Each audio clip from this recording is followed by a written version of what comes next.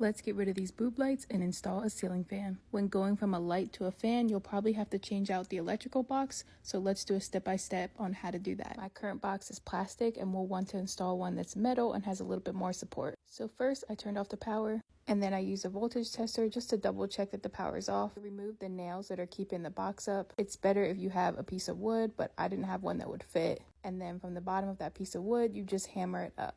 This part can take a lot of work and we just did it at different angles until it finally popped up. This would probably be a lot easier if I did have a piece of wood. Once you get those nails to pop out, this is how it will look.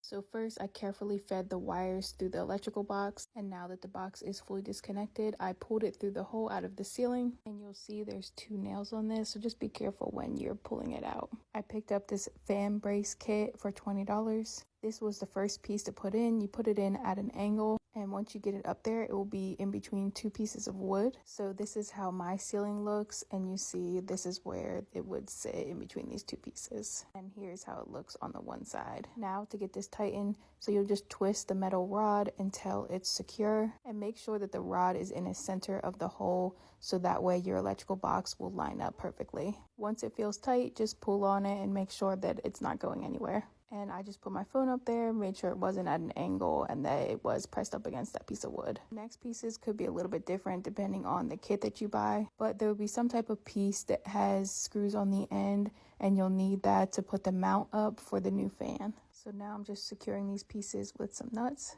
And now it's time to put the new electrical box up. So I fed the wires through the box first, and then I lined up the screws with the holes in the electrical box. Once you get that lined up, it should fit perfectly in that hole. And then you'll secure that with 2 nuts. And then you'll line up the last piece with those same screws. And again, secure that with 2 nuts. And then that's your last piece, and this is how it will look. And now you can install your new fan.